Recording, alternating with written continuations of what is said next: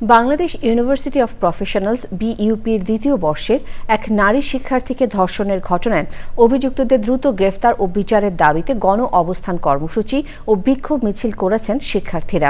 তারা বলছেন, অপরাধীদের পার পেয়ে যাওয়ার প্রবণতায় ধর্ষণের মতো অপরাধ বেড়েই চলছে। অভিযুক্তদের অবিলম্বে শাস্তি না দিলে কঠোর কর্মসূচির হুঁশিয়ারি দিয়েছেন শিক্ষার্থীরা। শহীদুল্লাহ রাজুর রিপোর্ট।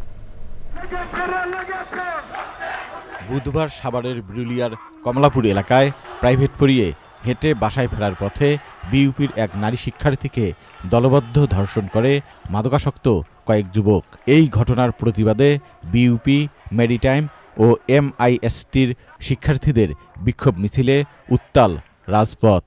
ঘটনাটার সুষ্ঠু তদন্ত করা হোক এবং এটা আমরা একটা সুষ্ঠু বিচার চাচ্ছি। তো এমন বিচার হোক যাতে পরবর্তীতে একটা পুরুষ লোক ধর্ষণ করার আগে পাঁচবার ভাবে। অভিযুক্তদের দ্রুত গ্রেপ্তার ও বিচারের দাবিতে শিক্ষার্থীরা সকাল থেকেই মিরপুর 12 নম্বর বাস স্ট্যান্ডে জড়ো হতে থাকেন। সেখানে ঘণ্টাখানেক গণ অবস্থানের পর একটি বিক্ষোভ মিছিল নিয়ে মিরপুর 10 নম্বর গোল চত্বরের একাংশ অবরোধ করেন শিক্ষার্থীরা। আমরা ঘুমাতে যাই ধর্ষণের খবর শুনে, আমাদের ঘুম ভাঙে আমাদের বোনের ধর্ষণের খবর শুনে। আমরা কোন দেশে আছি? গত এক বছরের পরিসংখ্যানে দেখা গেছে এপ্রিল মাস অবধি 36%, তার আগের বছরে 36% ধর্ষণ হয়েছে। এটাই প্রমাণ করে আইনের শাসন বাংলাদেশে নেই। রেপিস্টকে প্রপার পানিশমেন্ট দেওয়া হোক, ঠিকমতো শাস্তি দেওয়া হলে এই কাজটা আশা করি কমে আসবে। এখন পর্যন্ত কিন্তু প্রশাসন ওইভাবে তাদের ইফেক্টিভ কোনো ভূমিকা নেয়নি। আমরা ধর্ষকদের সর্বোচ্চ শাস্তি চাচ্ছি। শিক্ষার্থীদের দাবি, অভিযুক্তদের দৃষ্টান্তমূলক শাস্তি নিশ্চিত করতে প্রশাসনকে কার্যকর পদক্ষেপ নিতে হবে।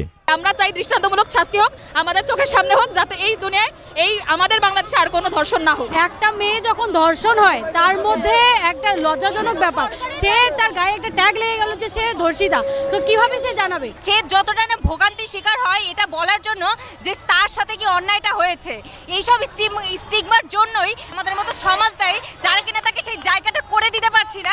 সম্মানহানির কথা ভেবে প্রথমে ভুক্তভোগী বিষয়টি কাউকে না জানালেও পরে এই ঘটনায় সাভার মডেল থানায় একটি মামলা দায়ের হয়েছে।